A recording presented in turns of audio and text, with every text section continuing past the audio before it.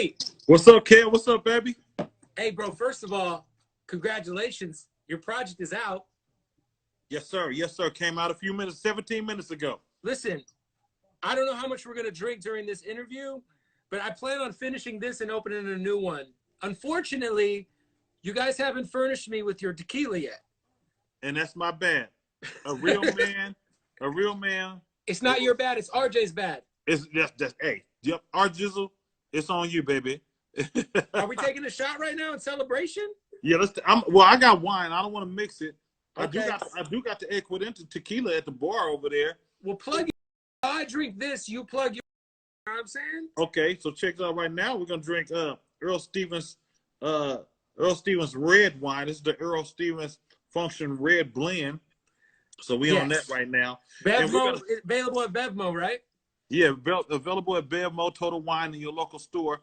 And we're gonna have Bootleg Kev. I don't like him drinking that bottle right there. I'm gonna have to get him to drink the 𝙎𝙬𝘎𝘎𝘎 tequila. I got a Neo, Blanco, Reposado. 𝙎𝙬𝘎𝘎𝘎 tequila is E40 in Spanish, y'all. Bro, the last time we hung out, we got super drunk during our interview. Yeah, the radio was it Radio Day? Yeah, it was at the radio station. Room. The radio room. Nah, it was at the station, bro. Oh, we got drunk at both. Wait, I wasn't at the station. I brought my tequila up there. Yeah. Damn. My guy. Hey, let me say first of all, shout out to your son for making you the beat for the intro because that was crazy. Thank you. Shout out to Droopy. Droopy, what's up with you, baby? Y'all follow Droopy, man, at Droopitor. Yo, I just listened to all 5 songs, bro, and they're all fire. I love how you Sugar Free on there. Stay ready so you ain't got to get ready, baby. Come on. Sugar Free, that's my guy, man. It's always a pleasure when real fixtures get together. You feel me? He's so underrated and one of the dopest rappers in this game, man. You feel me? So, you know, it's genuine, man. No, it was great to get him on there. Shout out to my man Prozac. He on the hook, you know, on that song, $19 Lap Dance. Shout out to K Camp. Shout out to Be Legit. You know, we always mobbing. You know what I'm saying? Shout out to who else did the beat? Who else on there? Oh, shout out to Wiz Khalifa. Wiz. Up or down. Hell yeah. Shout out to, hey, yo, it's crazy because I feel like anybody who's really in tune with like your catalog and your influence on the entire, like, not just the West Coast, but just hip hop in general. Like, I feel like when we think of like the West Coast, Mount Rushmore, like you have to be on there. Like it's you, Snoop, Dre, and Cube. Pac was from the west, from the east. I look at Tupac as like Tupac too short. He migrated. We, you know, hey, but I do feel like I need to be Mount Rushmore for sure. Yeah, like West Coast, I feel like you still don't get your respect when it comes to like the overall mainstreamness of like hip hop. Like, why do you think that is, bro? Like, it's crazy to me. You know, that's just something that I have to deal with. That's what they, you know, because you know, I'm too far ahead. Like the things that they just now doing and saying is like I already did it, and you know, people love when a rapper is playing it safe. Right. I'm too creative to just play it safe. I got to be all over the place like space. I'm different. I can't be like, I want to poke out like Nibbles. I don't want to be like another rapper. But I do want all the youngsters to appreciate me for my creativity, for my styles, for the game I spit, my subject matters, the content, my hustle, you know, me being an entrepreneur, you know, trying to provide a security blanket and a safety net for the future, different revenue streams, you know, and planting seeds and showing the youngsters just how you do it, man. It's money outside of rap. You feel what I'm saying? Like, I'm in so much stuff, bro, in a good way, you know? And facts. And not only that, but far as me being one of the best rappers that ever did it and got away with it, man, you know, it ain't luck when you start from 1988 and you right here in 2020, bro. Come on, man. 1988, not rapping. That's 32 years. I was rapping in 1979 when I heard the 𝙎𝙬𝘎𝘎𝘎𝘎 when I was 11 years old. I'm talking about rapping with music on the shelves since 1988 in the stores. Bro, almost unprecedented. Like you know, one of your peers, like someone like Too Short, also one of those guys. Like, but there's like there's only so many people who are still relevant, who are still actually. It's a very short list. If we're going back that far, it might be a 2 or 3 person long list as far as relevancy. It's very short. You I'm know, a humble like, dude, so I'll just stay right here and just don't say nothing. I know I'm in there. Yo, Short in there. You've taken the way you used to make music back in the day, selling tapes out the trunk, and I feel like you've adapted to the new landscape of music so well. I always give props to you when I speak with RJ about like the fact that you don't ever like forget that you're around. Like you always are dropping some shit. It's a triple album, it's an EP, it's whatever it is. You don't stop, bro. Like your work ethic is still, your output and work ethic is higher than almost anybody. And like you have so much other on. Like what is like why like you still got that battery in your back? Like what is motivating that, bro? What motivates me is coming from nothing. You know, born in the struggle. You know, parents divorced when I was 8 years old. You know, I didn't have a silver spoon in my mouth. It was a rusty spoon. You know, got a fresh one. Oh, you finna go in. I'm gonna make sure I'm gonna supply you with equivalent to tequila in there, yo. Yeah, but yo, keep going. But check it out. So, you know, being you know, single parent, you know, and don't get it twisted. My daddy, you know, he paid child support, and he was always in our life, and he a musician too, and I love him, you know. Right. But you know, especially as you get older, you just see it. Like, you know, when you're young, you're like, oh man, you know, Papa, yeah, he was there. You know, you think about it. But at the same time, it was harder when they divorced. That's all I'm saying. You know, I was 8 years old, and I cried for weeks. You know what I'm saying? Because I couldn't believe it. Like, you know what I'm saying? So I got that fire in my heart because both of them work hard. I see my mama just work 3 jobs. She with me. I'm with her every day, and I'm the oldest of 4, and I got to play my position. So I got that fire in my heart. Like, man, I'm a hustler, bro. I can't let grass grow under my feet. I can't run in place. I can't just be jogging or running in place. I got to make some progression. You know what I'm saying?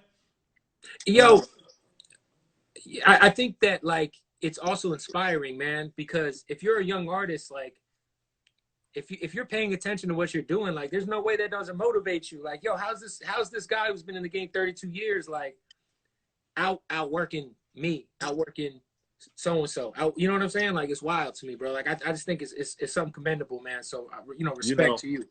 Thank you, sir. You know, and another thing is, you know, not burning bridges. You know, you know, keep treating people like you want to be treated. Like facts. You know, I can walk into a record company and they just like, 40, what's up, family? You know, love, because that's just me. Like everywhere. You know what I mean?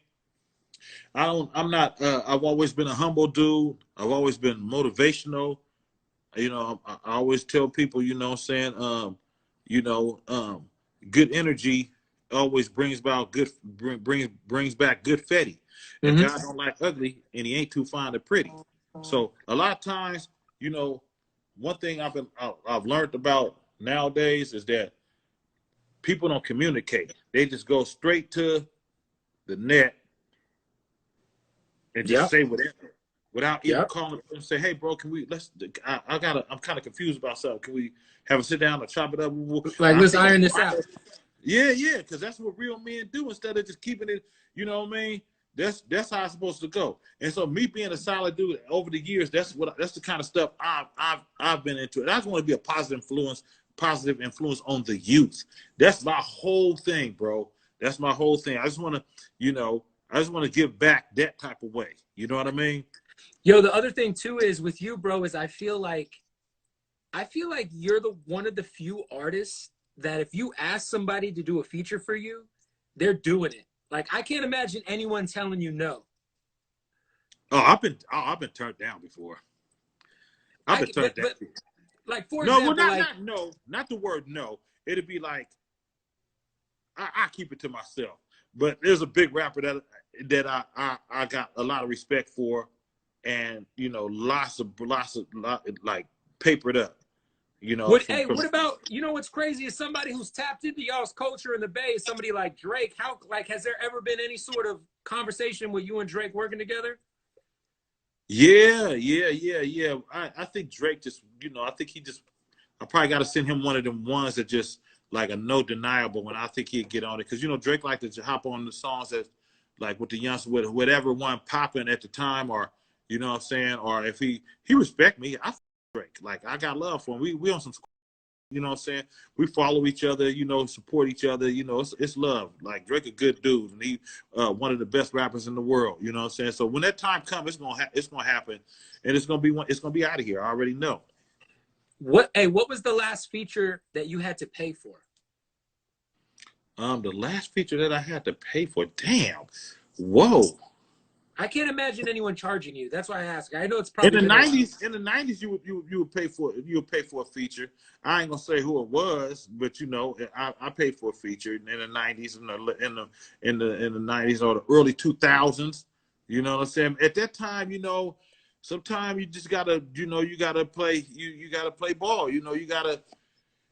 At that time, the carpet in the early 2000, like from 90, when Pac died, from 96 all the way to like 2003, it was tough times for the West Coast because the carpet was taken from under our rug.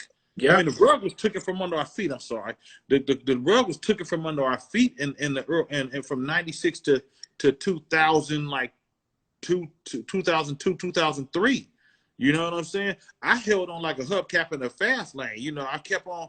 I stayed with, had music out there. I kept on putting out. I was still maintaining. Then I had Rep Your City was a big record outside. Huge record. You know what I'm saying? People don't realize that, and that was in 2002. You feel what I'm saying? Like so, those. You gotta just it's gonna happen if you just stay hanging in there. If you quit or just start pointing the fingers at certain people, like. Nah, man, they ain't gonna get you. They ain't gonna get you nowhere. You know what I'm saying? Let's go. Yep. Like I blame it. I rock. That's what I'm saying. You catch me on Cash Money them records. The South. I was on a lot of Master P albums. He on my 100%. shit. No, you and P, I feel like came up together low key. Like yeah. I remember seeing you guys on each other's early on when I was a kid. Oh man, me and P go back further than that, bro. We'll tell that story one day. Because he kind of got his start in the Bay Area. Me and Master P go way back. My Uncle St. Charles put it together like the weather forecast. He was a guy that had the blueprint to independent. He didn't actually have it off top. He created it as we all worked together. And then P was always out there doing his thing as well.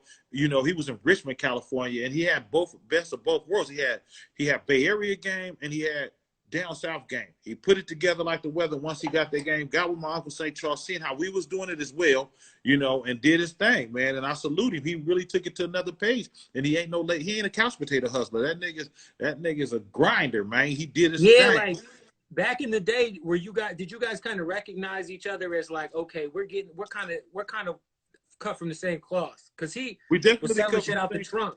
See, at that time, it was a lot of rappers from the Bay Area that we didn't get together like as far as music until like a couple of years later. He blossomed, but I respected him and he respected me. You know what I'm saying? And at that time, it was that compilation album. It wasn't. You guys got together on that No Limit compilation album, right? He put out. He was on my Southwest Riders compilation. That's what it was. It was your compilation. Right, but he had a compilation that took him to another page. It was called West Coast Bad Boys. Yep. I wasn't on that particular one, but he did his thing with it, and that was a smart move. Then he went and did the Down South Hustlers. He had the Ice Cream Man record, you know what I mean, and stuff like that, and it blew up, and he just did his thing. So it's like God working mysterious ways, man. Me and P started working together. You can catch me on a few of his albums, and him on my albums too. You feel me? So it's nothing but love and respect, and we cut from the same